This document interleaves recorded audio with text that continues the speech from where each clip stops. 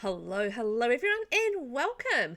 Today we are doing a tour, and it's not of this. This is actually what I started with. I renovated Umbrage Manor in Willow Creek and turned it into this house here. And this renovation was for the Blossoming Willow collaboration from the Forest Discord, which I'm a mod in. And oh my gosh, I'm just like in this collaboration with so many talented builders. It's so good. And if you get the chance, check out the other builds in the collaboration. I think there are some amazing builds there that would blow you away. And yeah, this is my offering for this particular collaboration. So as I said, I renovated Umbrage Manor and turned it into this little beauty right here with lots of flowers and just really pretty. And I wanted to keep it in a traditional style, so I actually went with a Queen Anne style. And because it is a renovation, I kept all of the external walls as is, and then just added sort of balconies, roofs, that sort of thing as well, just to change the shape of the house up a little bit and just make it look a little different from what it was originally. And I kind of felt like this, I wanted it to have like a kind of a pretty viney, been here for many years feel to it. I mean, it is a Queen Anne style home ish, and I felt like, yeah, I wanted to make it look like it has been there for 100 years or so. You know, I really liked the light blue. We were going sort of for pastel colors in this neighborhood to a degree. I think we've got the goth home in this neighborhood as well, so that's a little bit hard to do as a pastel build. But yeah, I went with a little bit of pastel. I did some round roofs, which is a bit of an interesting experiment, and used a little bit of the exterior trim as well from, I want to say, the Oasis. I always say Oasis Springs, but it's not. It's the Oasis kit. What's it called? Oh no, I couldn't even remember that one. Anyway, I used the trim from that, and then I did like a little pergola right there, which you just saw us going into. Cute little pergola, and I did playtest that, and it does work for just fine. And I wanted to carry the theme of the vines and stuff and permanency of the house being there for a long time, so that came through in the kids' swing and in the monkey bars as well. So I thought that was quite neat, sort of just keeping it up with the vines and bits and pieces, and then running through like lots of balcony space, because I felt like this sort of home would lend itself to a good amount of balcony space. So they've got like lots of outdoor living, and you can sit out there on a nice evening and enjoy the sunset or whatever in Willow Creek. Willow Creek can have some lovely sunsets. Now, if you're wondering about the windows, so what I did with the windows is I actually used, I think it was the Island Living window, just the plain single pane one, and I actually put the wainscoting that you get from Decor to the Max over the window, just to give it like a little bit more of a traditional look to it. So if you haven't seen that window in the game before, that's what I did with that. And you just, I think you need move objects on to be able to do that. I always build with move objects on anyway, so I can get sort of creative with it. But if you have that on, you can just pop the wainscoting right over the window, and it sits there quite nicely and creates, a different sort of style of window without having to go into the world of CC, which is quite cool to be able to do something like that in game. You can actually use that wainscoting for over a mirror as well, just to create like a different mirror look. If you want some different ideas for what to do with wainscoting, there you go. I was mucking around with wainscoting in this particular build. So I use a couple of different windows. So I use as I said, the Island Living with the wainscoting over it, and then I use a curved window. Oh my gosh, which pack was that from? Actually, I had 3 windows. I used the Growing Together sort of smaller windows around the front, which is mostly covered in ivy, but you can sort of see pieces of it there. And there's like a curved window that I want to see as Get Famous, but I don't know if that's right. So we're going inside, and I wanted to keep in with sort of the bluish kind of theme. I ended up going kind of teal with the paranormal stuff pack wallpaper. And this is the whole area. So I did try and use more traditional style furnishings where I could. I still find it really difficult to make a home not look modern though in The Sims. Like even with traditional furnishings, I think it still has a modern vibe. But in saying that, if you think about it, when you're furnishing a house, even if the exterior is historical, the interior, I think, still does make sense to have modern aspects to it, or modern things. Like you can have like the traditional style furnishings, but you're not going to have a lot of furnishings, or most people won't, from the 1800s or the 1700s or wherever, the early 1900s. You're not going to have furnishing, you're not likely to have too many furnishings from that era, let alone a whole house. So it does make sense that it's going to be a modern version of a traditional style. So that's kind of what I was aiming for. And look, this is my cute little signature owls. I love putting these cute little owls in the in builds. I can't help myself because I love them. And it's a signature, so kind of got to do it. So I used a variety of packs. Like this is definitely not a limited pack build.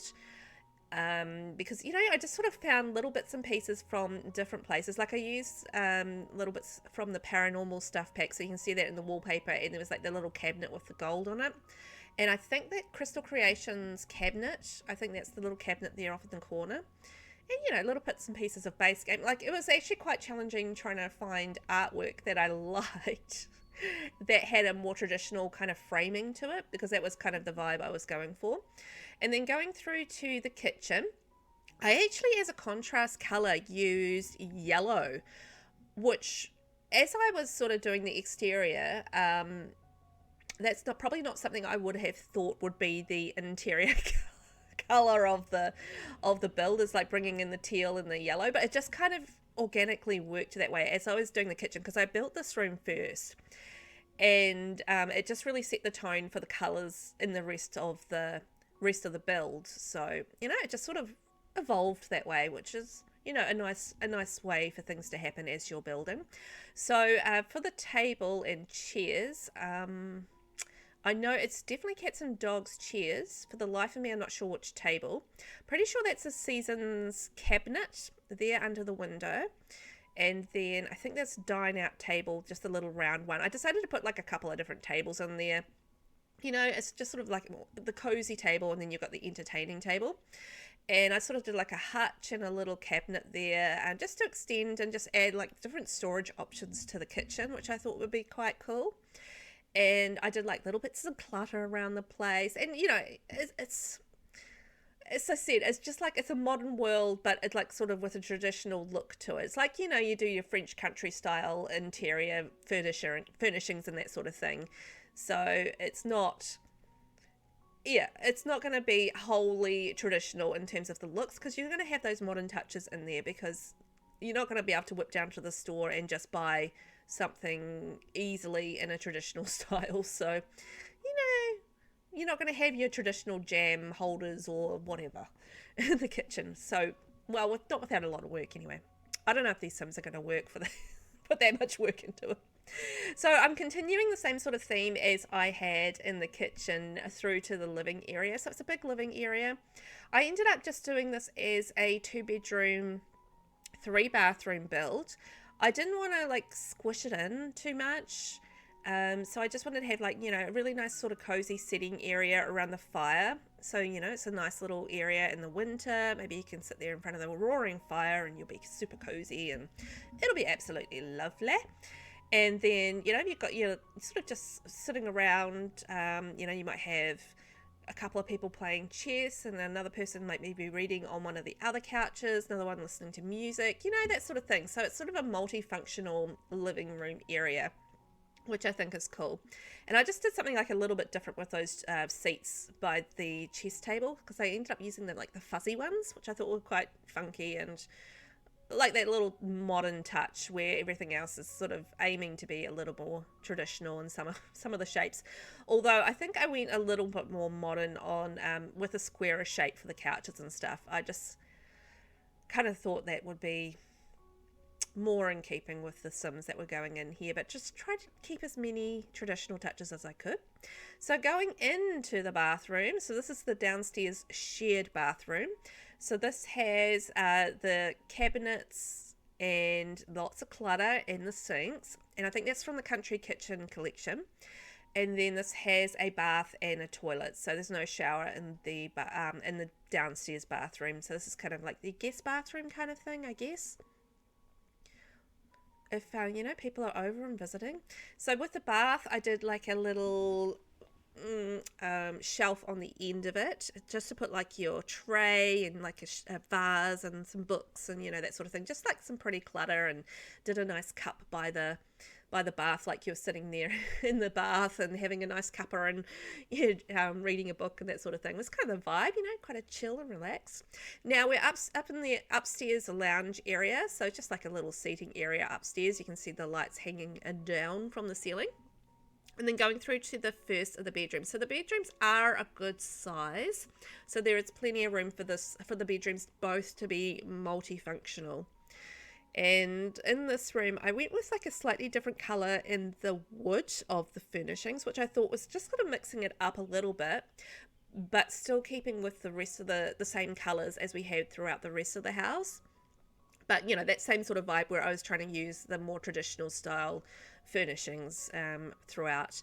So I sort of had like a dresser area. I love those cats and dogs chairs. I'm very into those at the moment. And then there was like stairs going up and out to the balcony, because the balcony on the outside is actually raised, so you needed stairs to get out there. So it's got like a little access way out to the balconies out there. And then there's a hanging sort of wardrobe area there, and I just used the horse ranch hanging shelves there, which worked really nicely. And I think high school years little cabinets, which color wise worked really nicely. It was actually quite hard trying to match up the similar color woods in the styles that I wanted. And then this is the ensuite, so you've got the shower, the bath, the toilet, and the cabinet. Not the cabinet, the sink. So it's a 3x3 bathroom, pretty simple, but I just, you know, did some nice decorations, bringing in those pops of yellow, and once again the teal on the wall as well. So just keeping in, you know, same theme-wise, color-wise with the rest of the house. And I did divide off the bath from the shower with the wall, just to create that sense of privacy, and also it just sort of looked neat. It looked neat. It's basically why. And then coming into the second bedroom, so you can see in the second bedroom, I didn't do the same coloured furnishings as I did in the first bedroom. So I've gone for more of a beige, lighter wood in this bedroom, but once again just kept with the same sort of wallpaper, and just sort of changed the furnishings around just to give it that sort of different look. You know, the one thing I didn't test when I was playtesting this was whether or not I put a chair up on the stairs, and I don't know whether or not that chair is functional. I forgot to playtest that, so I'm really hoping it is, but sorry if it isn't. It's just one of those things. I probably won't go back and replay test it, but it's fine. It's just a chair. You can move it if you like. Now, with this little sofa, what I did is the little seats that you get with the little campers kit, where you have the seat and the throw sort of falls down, I actually put 3 of those over a sofa, and that created that look for that sofa that you can see there. It does work. It just, you have to make sure that you click on the little camper seating and not the couch seating, otherwise it doesn't work. Well guys, I hope you enjoyed the tour. Thank you so much for watching, and don't forget to check out the other builds in the Blossoming Willow collab. Catch you later. Bye.